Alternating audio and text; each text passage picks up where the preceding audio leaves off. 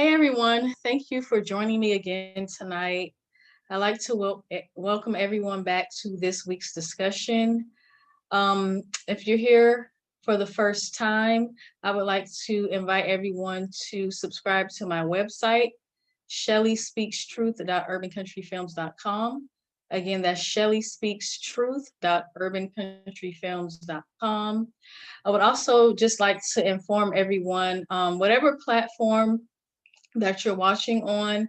If for any reason the live stream starts to buffer or there's some issues, you can watch it on the website at Urban Country Films and just go to live and look for Shelly Speaks Truth. The live stream will be there. Also, once the live stream ends, you can go and view the video on the website. It should be uploaded by tomorrow. And I just want to give a quick shout out to the sponsors, buhosting.com. Again, that's buhosting.com. You can go ahead and check out that website for affordable websites and hosting, very reasonably priced websites and professional service. You don't want to miss out on that. So go ahead and check out buhosting.com. And again, I just want to thank everyone for being here. Please go ahead and share the live stream and bring others into the conversation. So tonight, I just want to get into some dialogue about the early stages of self-hate and things that are perpetuated in society that really triggers self-hate issues within our community and primarily within our children as they see a lot of things that are going on in the community that contributes to instilling self-hate within them in the early stages. Um, the first thing that I really wanted to touch on is how, how this came about. And for a lot of us, we know that during slavery, enslaved people were put into different categories based on their complexion, the hue of their skin. And what that did from that time is it kind of put a wedge in between our community with people being separated and having different forms of treatment based on the color of their skin. And to this day we still see a lot of that being perpetuated in our community because a lot of those things are passed down and still sticking within the community to this day.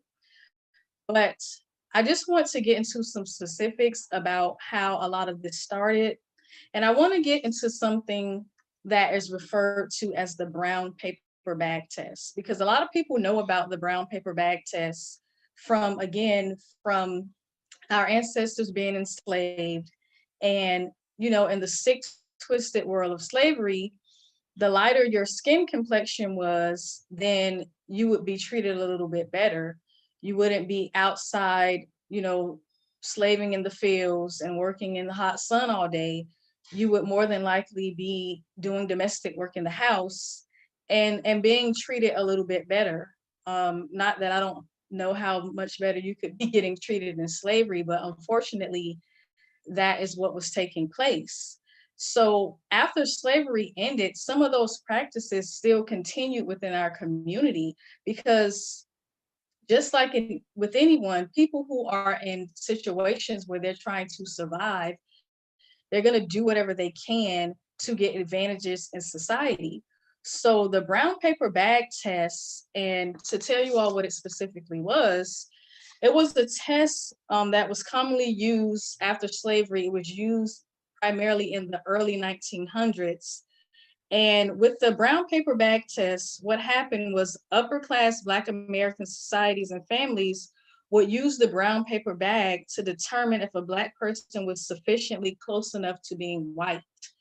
And the closer you were to whiteness, you would gain admittance and acceptance into different social clubs and elite organizations. A lot of this stuff took place in different institutions like colleges and even churches, surprisingly. And one of the universities that were notorious for conducting these brown paper bag tests was Howard University and the Phi Alpha Phi fraternity, I believe it is. So this was the beginning phases of a lot of the discrimination that takes place within our group among us, a lot of discrimination that we perpetuate toward each other.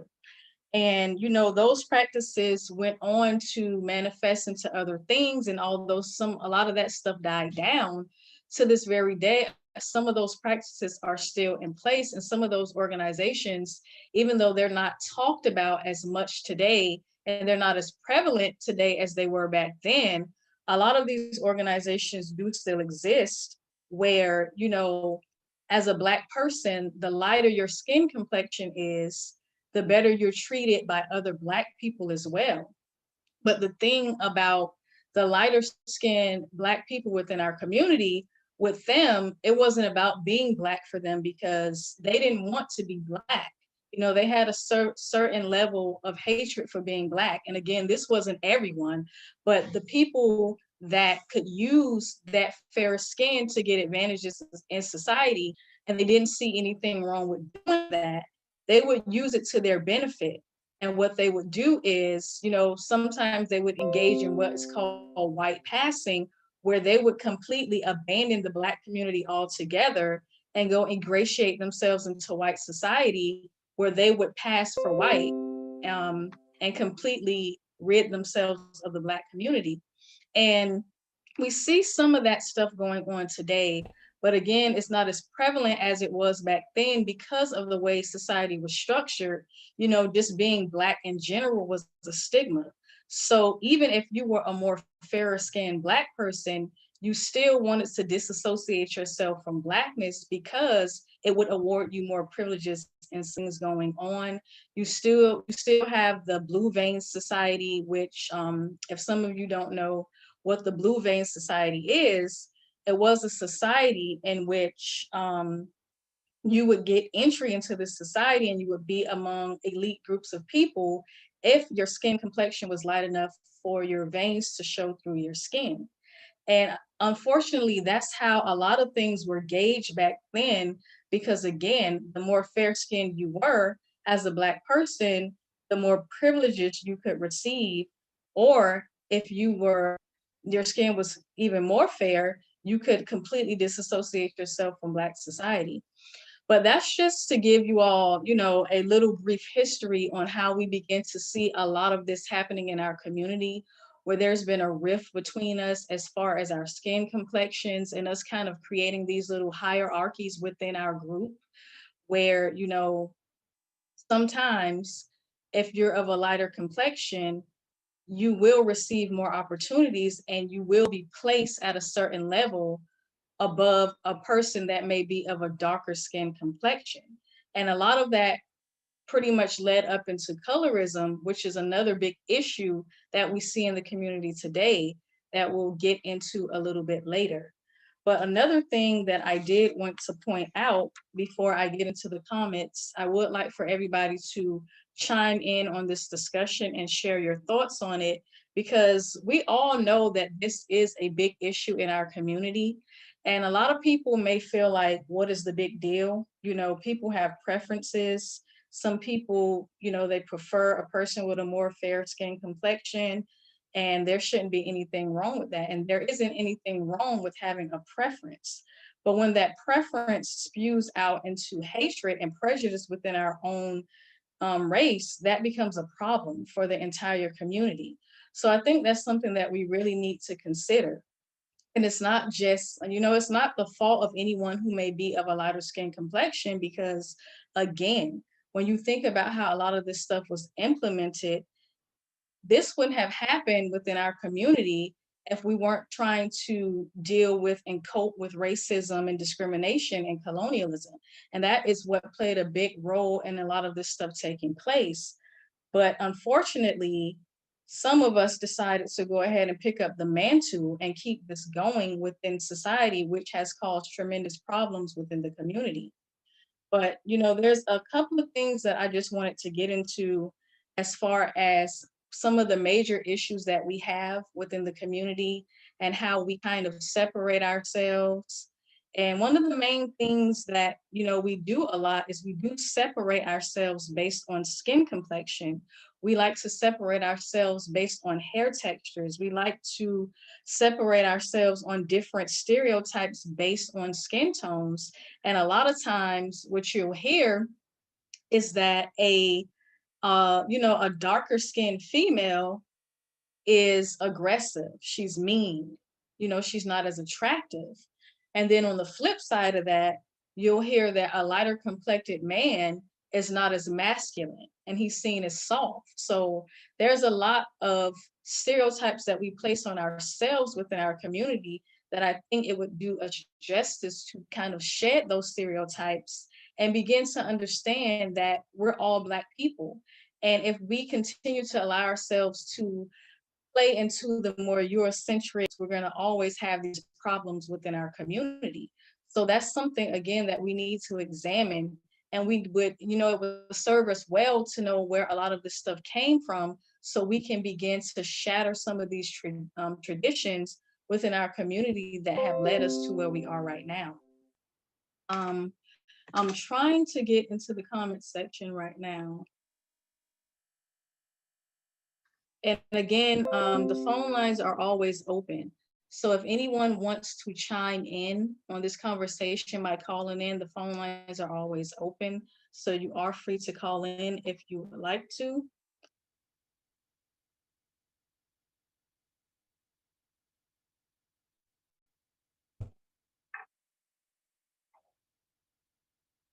Okay, I'm not seeing the comments in the comment section for some reason.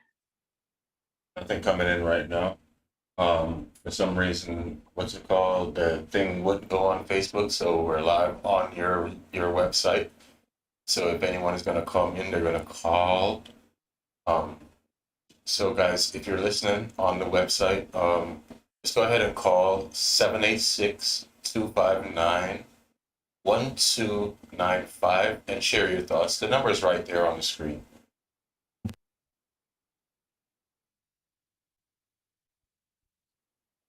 Okay, so if anybody's gonna call in, again, the phone lines are open. But I wanted to get into something else that is a really big issue within the community. And, that kind of perpetuates stereotypes within our group. And that is, the lighter the skin, the better. And we see this in a lot of different places because this is an international issue. This isn't something that just happens within the United States. We see this internationally within many Black communities across the world. And one of the things that was very surprising to me was the amount of skin bleaching that takes place in various areas across the world. And what was even more surprising to me was the amount of skin bleaching that happens on the continent of Africa. And the reason that was so surprising to me is because Africa is a majority Black continent. So I didn't really think that there would be such an issue with, skin tones and trying to assimilate into Eurocentric phenotypes and Eurocentric standards of beauty. But I just want to give you guys some numbers about, the skin bleaching epidemic that is taking place on the continent of Africa, because again, it is very shocking and surprising to me that it's such a big deal on the continent of Africa. So in Nigeria, which surprisingly is the most notorious for skin bleaching in the world, 77% of women in Nigeria are into skin bleaching. Uh, Nigeria has 59% of women's skin bleaching, Togo, 35%, South Africa, 27%, and in Senegal, 25%. So again, it's a really big issue on the continent of Africa, which is very surprising to me because, like I was saying, I didn't think that on a continent that is majority Black, that there would still be some of the issues that we're seeing happening right here in the States and in other parts of the world. Also, Jamaica was another place where a lot of skin bleaching was taking place. And I was watching a video a little bit earlier, and there was a woman talking about the skin bleaching epidemic in Jamaica. And she was saying that a lot of people in Jamaica they skin bleach, because if you are a darker skinned person in society, a lot of times, you're not even paid attention to or considered in certain circles within the country, because there is a heavy colorist hierarchy over there. So that's very disheartening, and I think that, again, within our group we have to begin to see ourselves as one people, because when we start to separate ourselves based on things as frivolous as skin complexion and hair textures, what we do is we set a standard within the community where our children are watching this, and they're gauging their interactions with each other based on things like skin complexion and hair. And that's why you'll see a lot of Black girls in particular, they're having issues with their identity, because, again, a lot of these Black boys now, they're not even considering talking to Black girls because of the amount of Eurocentric standards that are being pushed off on our community. And that all ties back into us not being able to push the narrative and have the proper platforms for us to determine what would be the standards of beauty within our own community, and being able to give opportunities to all of our people, regardless of what they're looking like, and regardless, of what their skin complexion is and things of that sort. So that's something else that, kind of ties back into what we discussed discussing in a previous discussion, where we have to begin to build a community in which we are in control of the narrative. But before I get into the second half of what I wanted to discuss, Andre, do you have anything that you would like to add to the conversation? No, I'm really just like sitting here listening to you, and I mean, it makes a lot of sense, but at the same time, like I'm listening to you talk about Jamaica and the colorism, and being Jamaican, I don't really remember anything like that at all. I'm not saying that it doesn't exist. I'm just saying that I don't remember experiencing anything like that. Um, and really and truly, maybe it's because look, I'm from a mixed family. Um, my mom's side of family, everyone is very light skinned. Everyone is very light skinned. My dad's side of family, everyone is very dark skinned. Um, but I mean, I didn't see any difference. Both sides of family were very successful. They were, very well-to-do people. Um, I just, I, Well, I think with the skin bleaching epidemic in Jamaica, and again, I'm not from Jamaica, but just based on my research, the skin bleaching epidemic in Jamaica may be something that's fairly new, but I know that it's something that is really pushed on entertainers, because I remember, I believe his name is Vibes Cartel. A lot of people were talking about how drastic his skin tone changed over the years. And that's when that whole cake soap, I believe it's called, that's when that whole scandal came out about how a lot of people are trying to lighten their skin for more opportunities. Now, I don't know if this is in different cities, different parts or no, whatever, but I know that I had been seeing a lot of people talking about how if you were of a lighter complexion and could be perceived more closely to whiteness, that there would be more opportunities for you. And I remember the singer Spice, she talked about that a lot on the Love and Hip Hop show, where people would tell her, if her skin was of a different complexion, that she would have went farther in her career. But again, that's something that we see all over the world. That's not something that's exclusive to Jamaica, I, but this is things that people, who are on the island are saying is occurring. Like I say, I don't know if this is something that is fairly new, but I it don't, is something that is going on. I don't think it's new, and I'm not saying that. I really don't. I'm not doubting you at all. I know it exists. Definitely know it exists. I know the colorism exists, and I know the skin bleaching thing exists. It's not new to Jamaica. It's been going on for a long time now. What I'm saying is, I think a lot of this is self inflicted pain. Um, okay, just my experiences. Like I said, my mom's side of family very light skinned. Everybody's light skinned people. I don't know anyone dark from my mom's side of family. My dad's side of family, everybody's dark. Um, but it don't. There's nobody that I know that I looked up to growing up that considered themselves less because of how dark they were, and therefore tried to make themselves lighter. You kind of get what I'm saying? So, like, the most Yeah. successful person I know from both my mom and my dad's side of family is my dad. His skin color didn't get in his way of anything at all. You know what I mean? And don't get me wrong, most of his accomplishments were done here in America. So his skin color definitely was barriers, but he didn't let it get in his way. You know what I mean? Um, and he didn't take the easy cop out to say, "Oh, my skin color is holding me back, so let me go lighten my skin color." You know, it was more about, okay, well, I got to work harder because I'm darker, so I'm gonna work 10 times as hard. You know, that was. I guess that's what I saw from him.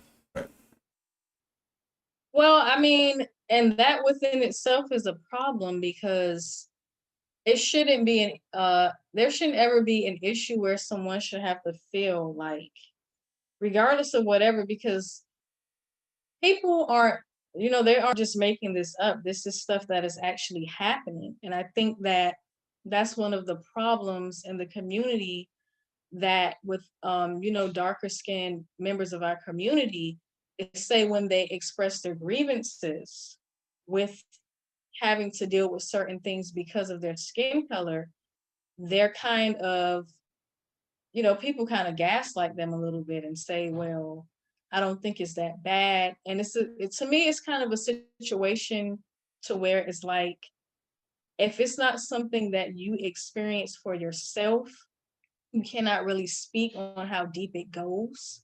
Now, am I saying that people should let that hold them back and just lay down and do nothing because of their skin complexion? Absolutely not. But I'm not going to pretend like I don't know that that is a major barrier, especially in certain parts of the world.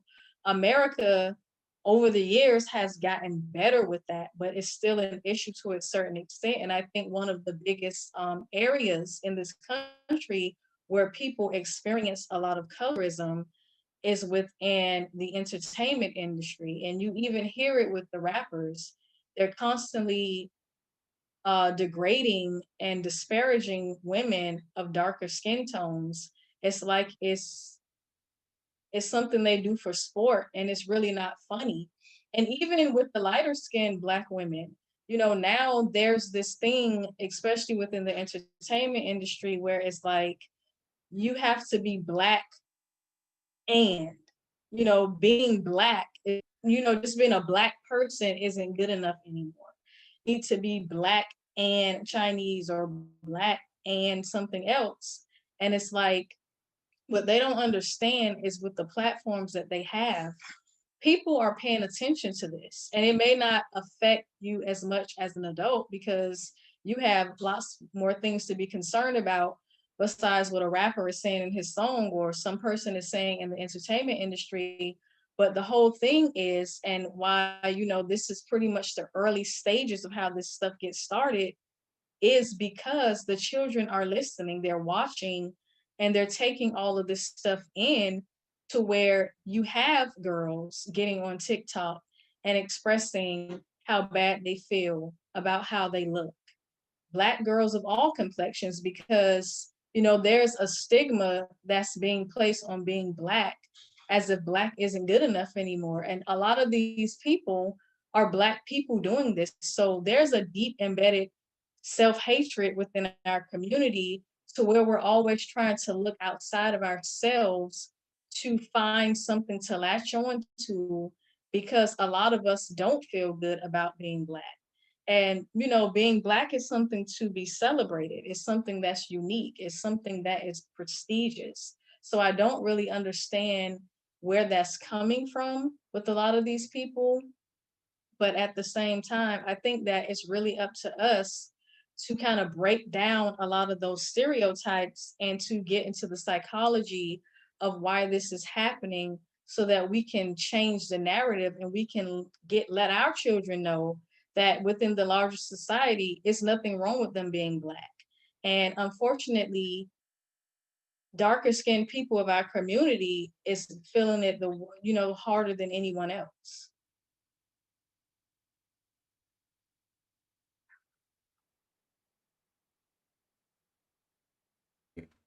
But so even though you're right, isn't some of that um isn't some of that like, you know, like you gotta take responsibility for your own actions type of thing. You know what I mean? Like, at the end of the day, so yeah, you think I'm not as good as you because of how, whatever, for whatever reason, whether it be my skin color, my race, my religion, how tall I am, how short I am, how fat I am, how slim I am, whatever the fucking reason. Excuse my language. Whatever the reason, why why should what you think of me affect me in any kind of way? Well, you have to think about how the largest society is set up. We live in a Eurocentric world where it is true that in certain environments, the way you look and the color of your skin, you could be deprived of resources, you could be deprived of opportunities. So that's something that we can't take out of the conversation. Because But I'll give you an example. wait, one second. So on that point, before you give me your example, but isn't some of that our fault? Well, yeah, it's because, we can't take ourselves out of the equation. And that's why, a large part of this discussion is what we're doing within our community. But again, we can't exclude ourselves from the larger society and think about how society is structured. Yes, we do need to create a situation for ourselves where a lot of this stuff will not be an issue, and we won't be trying so hard to assimilate into whiteness, because the reality of the matter is that we are not white people. And But that's what it we boils have, down to. At the end of the day, all the skin lightening and everything. I mean, that's what it boils down to. It's people not being comfortable with themselves and trying to be like the next person. well, when you look at what the next person is getting in society over you, then that's something to be noted, because But people are just trying to survive. I People are just trying to get ahead in life.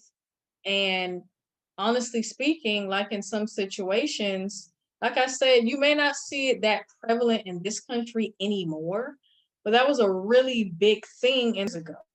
And you still see it in this country, not as much as the larger world, but it's still happening in so many places across the world.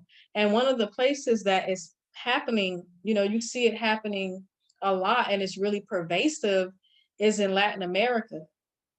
And what people have to understand about being Latin is that Latin is not a race. So even within Latin America, you have white Latins, you have mixed race Latins, you have Black Latins.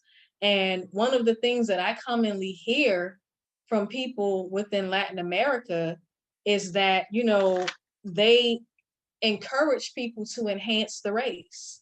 And what they mean by that is whiten the race.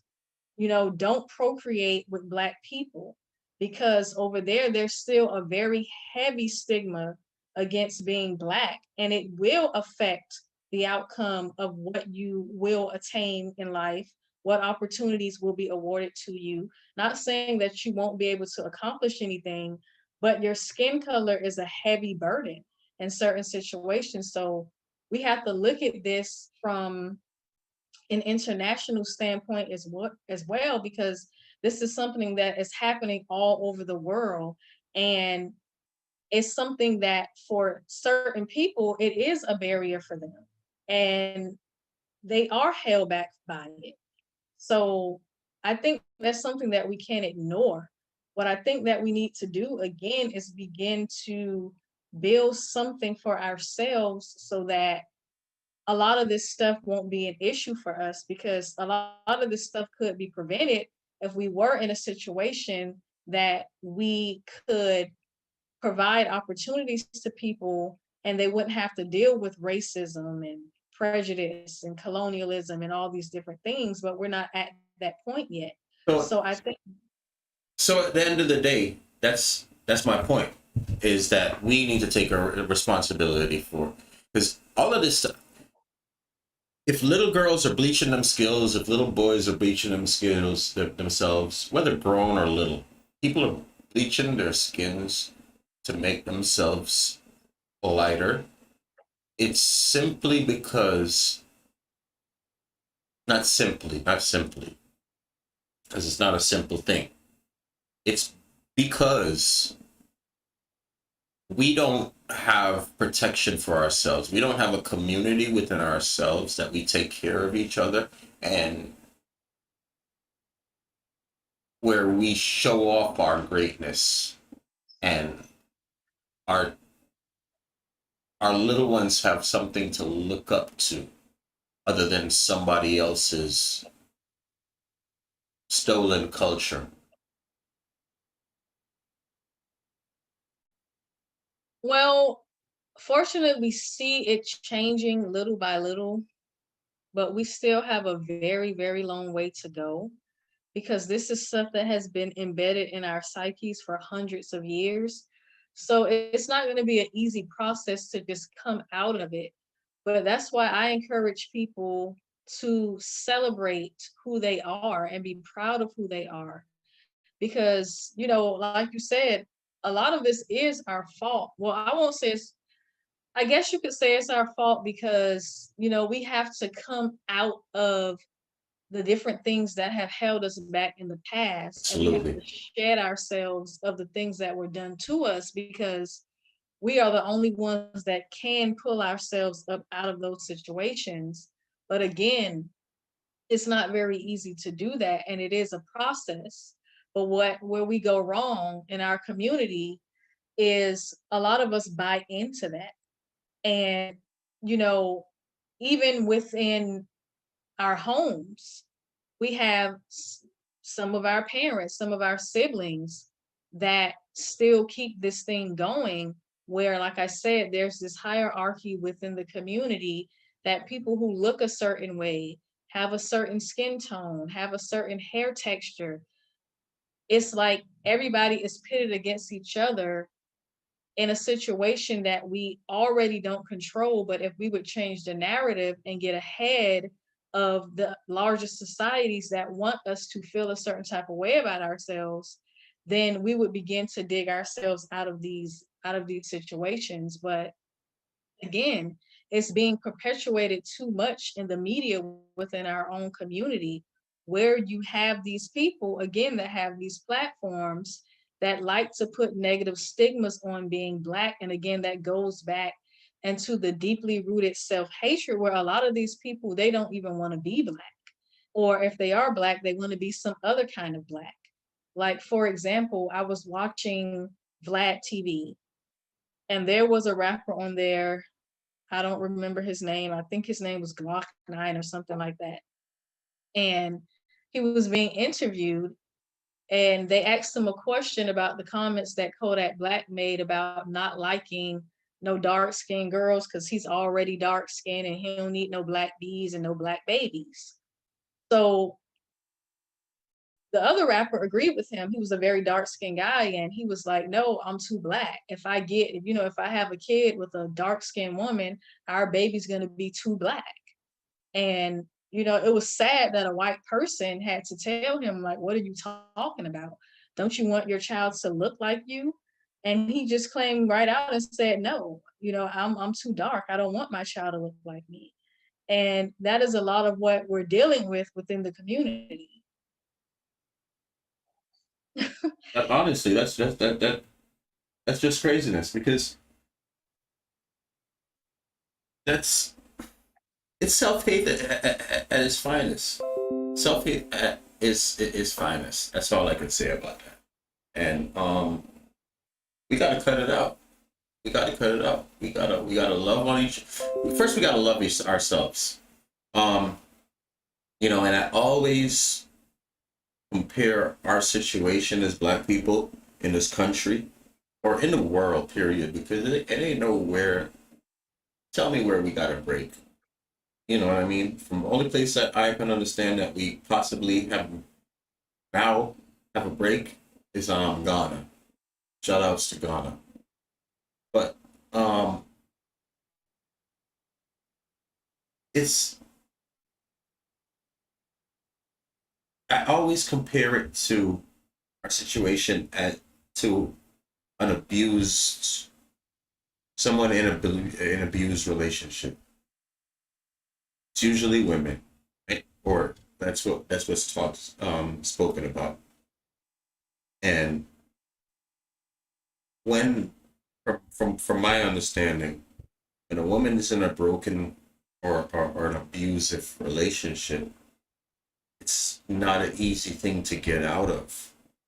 There's a lot of things that the abuser does to capture the mind of the abused, and those things grab hold for a long time. Sometimes it could be the fact of I feel worthless, and this person, even though he beats on me, he makes me feel like I have worth. It could be the fact that this person had them strip me away from, turn me against all of my family, all of my friends.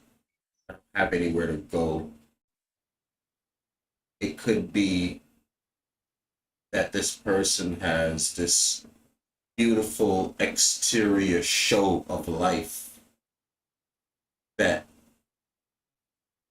the abused is showing the world this beautiful exterior, and it's just so hard to walk away from that because that image of this beautiful perfection, it will be tarnished for walking away.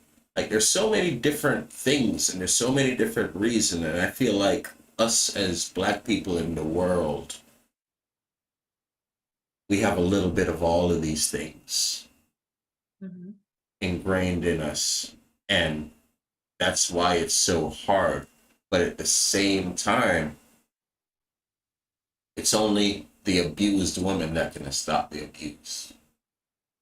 Right. Right. I You know. agree. So I that's definitely agree that it's something that we're going to have to stop as a community. You know, like I said in the beginning, this situation that we did not create it for ourselves, but we're going to have to begin to shed a lot of what has happened to us because we are the only ones that can do it. But I think that in order for us to be able to do that, we're going to have to let people know that this is not okay, because a lot of people, again, they like to use that word preference. And it's okay to have a preference, but a preference isn't exclusionary. So your preference could be that you prefer this one thing. I prefer strawberry ice cream over chocolate ice cream, but I don't exclude chocolate ice cream. I just prefer one over the other. And I think a lot of what we're seeing is that people are not being honest when we talk about, how we treat each other in the community. People want to say, oh, that's my preference. You can't tell me, what to like and whatever. But then they'll get online or they'll get on social media, and whatever it is that they don't perceive as beautiful, they'll tear it down. And when you Okay, so I gotta, because I halfway agree with that, right? Like, listen, me personally, I like chocolate ice cream. I I prefer chocolate ice cream to vanilla. I don't like strawberry. I exclude strawberry. There's nobody gonna come tell me that I have to include strawberry. Like, if you buy me the Neapolitan ice cream, I'm gonna eat the chocolate first. The vanilla, it's gonna get finished eventually. The strawberry is gonna go in the garbage if no one else eats it. So you know and what I mean? that's fine, and that's okay if that's your preference. But at the same time, you not liking strawberry ice cream doesn't mean that you should be trying to convince everybody else not to like it. Shouldn't mean that Oh you no, they should be. shouldn't. No, people. Why the Well, hell would that's you what like a we're strawberry seeing. ice cream? Like, who does that? But that's Strawberry what we're ice cream? seeing. That's what look of woman. And a lot of times, even nowadays, people, you like what you like.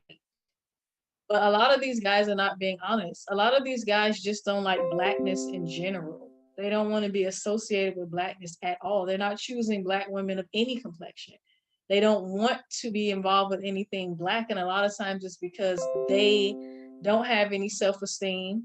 It's a variation of reasons. But what they'll do is they'll get all over social media spaces and they'll begin to tear black women down.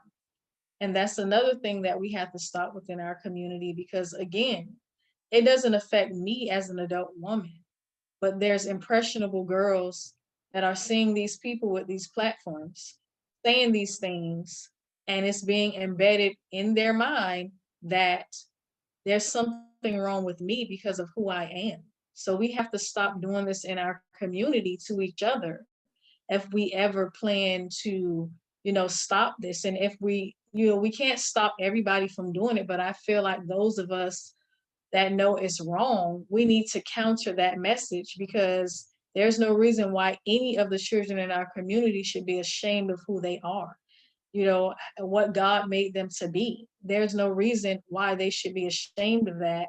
And again, I feel like these messages where these people are getting up on these platforms disparaging their own people, those messages do need to be shot down, and we need to counter them as much as possible.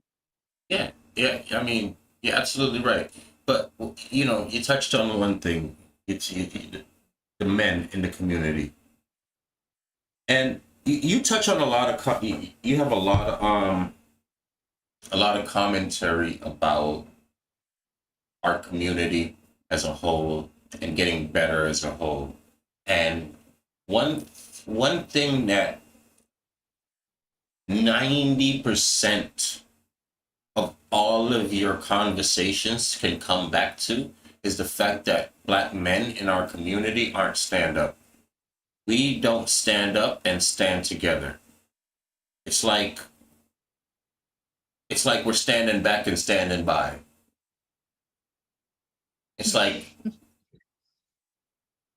seriously, I don't see another community anywhere where the men are not active and take a role in the, not even active, but take a leadership role in the community and say, hey, look, this is the direction that our community needs to go into. And there are too many reasons why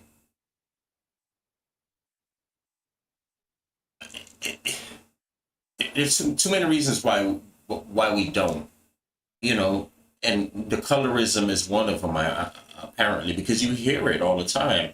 You know, you hear the light skinned dudes talking about how, you know, they get more chicks and they can dance and more get better, and you hear the dark skinned dudes talking about how the light skinned dudes is weak and they not stand up, and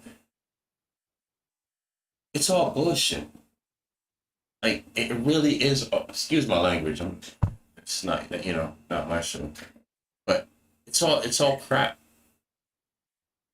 Yeah, yeah, and I'm glad you brought that up because, like you said, as far as the direction that the community is going in, and one of the reasons why I feel like obviously Black men should step up to the plate and kind of shift the direction of the community is because, men should be on the forefront of the community. But a lot of times, as a woman, when you say that, you get attacked. And a lot of these guys feel like you're trying to tell them how to be a man. But Another then they'll ridiculousness. It is. well, yeah, I mean, what you have to understand is that a lot of times, because I get into a lot of these discussions with Black men, because I really would like to see Black men collectively come together and shift the narrative of the community to push it into a more positive direction. But it's like you constantly hit a brick wall because you have a lot of Black men that counter that and ask you, well, what are you doing for the community? And it's like, there's not a shadow of a doubt to me that Black women could lead the community, could get the community in check if we came together to do it, because there isn't too many things that we can't do. Listen, But listen, that's no, not listen, what we're no, trying to do. wait a minute, wait a minute. If black women is, if you have a community that women are leading the community, that community, I'm sorry, is susceptible to attack by any other community at any given time. Because every other community are led by their men. And I'm sorry, it's going to sound sexist, but we're not the same. Well, I get that. Everybody has a role to play in the community. But I want to touch on one more thing while we're kind of on the topic of men leading the community, because one of the people that I really wanted to get to talk about before we end the live stream is Lil Kim, because we all know how many different faces Lil Kim has had over the years and how many times she has changed her look. But what we don't know, a lot of us don't know, is the backstory to why she did that. And again, it all kind of ties back into the men of the community, because when I was reading her backstory and an article that came out a few years ago, and she talked about her childhood and the way her father treated her because of how she looked. And, I guess not meeting his expectations for what he wanted his daughter to look like, and how that always stayed with her. Wait a minute, And wait a minute, wait a minute. This is a biological father we're talking about? yes, but you would be amazed at how much that happens in the community. And that goes back into, we have to stop a lot of this, because a lot of this stuff is happening in the home. It's happening among siblings, a Okay, wait. mother, a father. I don't want to sound like a jerk, but are we sure? Just don't curse. All right, all right. But are we sure that that's her actual biological father? Because you said something That is her interesting. biological father. It's her biological father, because the article went on to say how she wanted to go and live with her mother, but because her father was more suitable financially, he ended up getting custody. So I don't think they would have given custody to a non-biological parent. Now, if you're getting custody, you know, took DNA tests and everything. So no, because it's strange to me.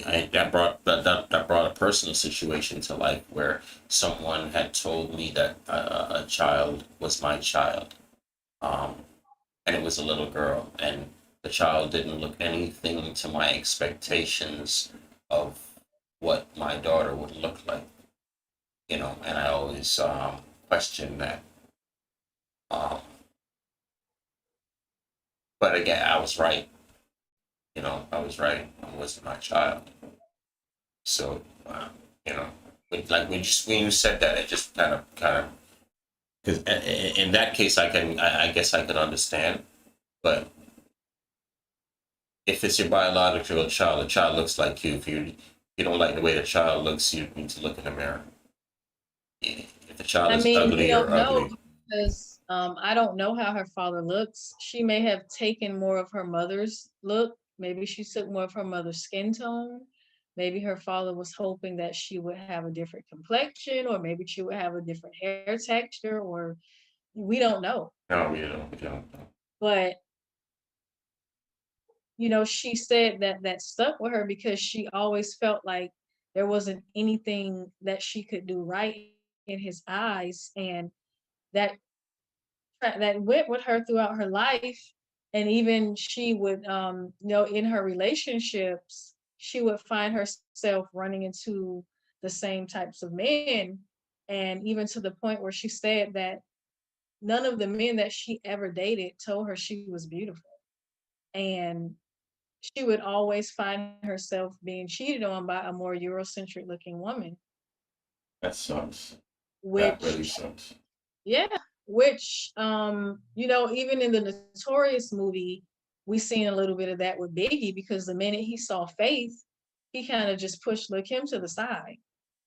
And, you know, it's very unfortunate that a lot of people pick at her because of the many different looks and variations and things that she has done to her face. Wait. You think it was because of the look? Why he fell more for Faith than Kim? Because honestly, I think I that had something to do with it. I really think that had something to do with it. I honestly more felt And like she was more into the artistry than Kim was, and no, no, not really.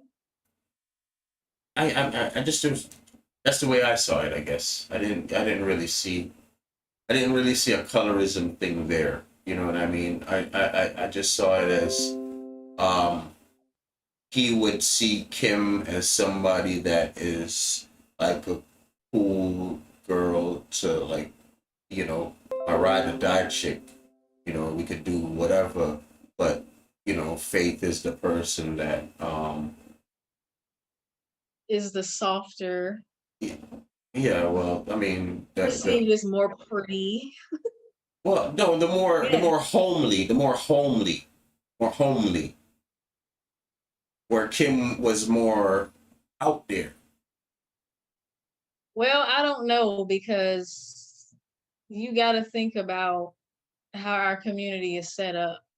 That's not something that we can just dismiss, and that's not No, something I'm that not we can take off dismissing. the table because that wouldn't be the first time that happened, and we always see that, and we always hear darker skinned women talking about that. That's why I say that they, you know, often they say they feel like when they speak up about it, people kind of dismiss them and kind of just pawn it off as jealousy.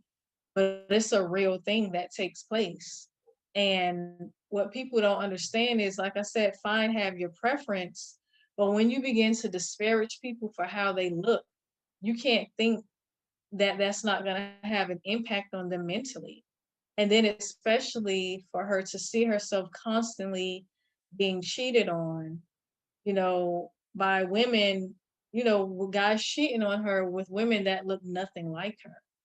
That had a lasting impact on her. And fast forward to today, she's completely changed her image. She doesn't even really look like a black woman anymore.